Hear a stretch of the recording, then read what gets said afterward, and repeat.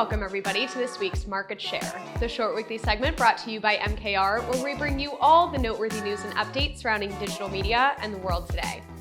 I'm your host Genevieve, and we've got some great stories for you today, so let's get started.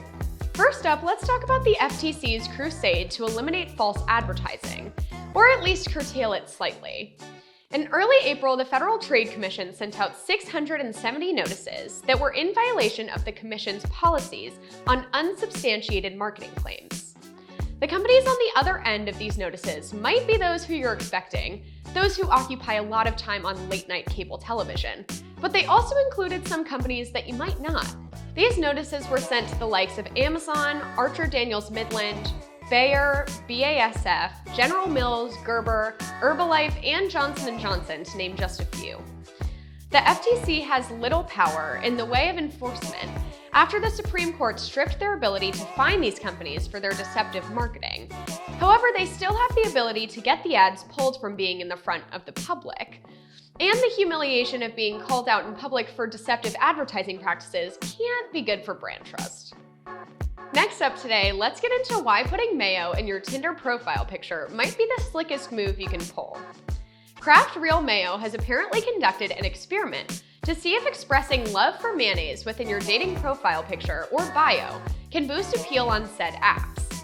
In the brand's Swipe Right for Mayo campaign, the condiment brand created similar profiles for the same individual on a dating app, with one displaying Kraft Real Mayo prominently and then the other one being mayo-free. It then got to swiping in areas including New York, Los Angeles, and Miami. The Mayo profile received a whopping 74% increase in matches on the application, and 16% more messages received. The next step for Kraft is opening their DMs to additional 18 and older lovelorn singles to help mayonnaise their dating profile, so that they can ideally receive the same kind of artery-clogging attention. We can't exactly argue with the results of the campaign. The heart wants what the heart wants. But we can agree that this kind of brand placement in outside-of-the-box kinds of situations is the kind of clever thinking that would get us to swipe right the next time we're shopping for Mayo. Third up, Snapchat is experiencing the AI fatigue many of us might be feeling right now. Snapchat introduced their My AI GPT-powered AI chatbot. Well, really, Snapchat forced it on everyone who uses their platform, and most people were less than enthusiastic about it. The new chatbot is pinned to the top of everybody's inbox, and we know how well people do with change. According to TechCrunch, over the past week, Snapchat's average US App Store review was 1.67, with 75% of reviews being 1 star, according to data from app intelligence firm Sensor Tower.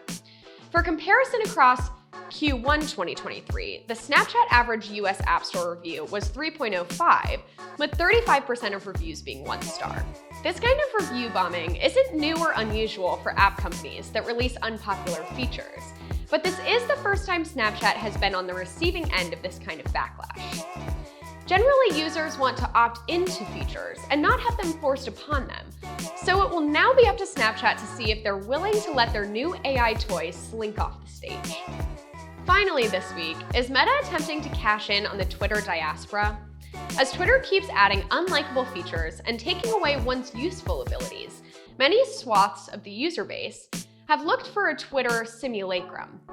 No one option has fit the description of a usable Twitter clone exactly, but it appears that Meta is adding their name to the list of those firms trying to cash in on this, with a new project titled Barcelona. Rumors have been floating around that Meta had something like this in the works, and then in late March they confirmed that we're exploring a standalone decentralized social network for sharing text updates, which is the kind of thing you say when you might be building a Twitter clone, but don't want to say you're building a Twitter clone. We now also have screenshots of the nascent app from app researcher Alessandro Paluzzi, and sure enough, Barcelona looks like a very weird cross of Instagram and a homebrew Twitter client.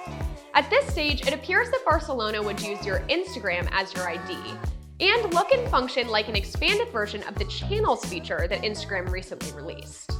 This would all be well and good in the free market, but Facebook also had a glitch over the weekend where advertisers' budgets were significantly overspent, similar to a glitch we saw last year.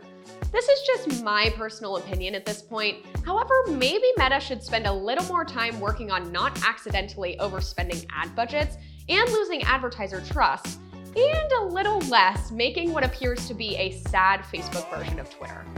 We're just saying. That's all for this week's Market Share. My name's Genevieve, and I'll see you all next week.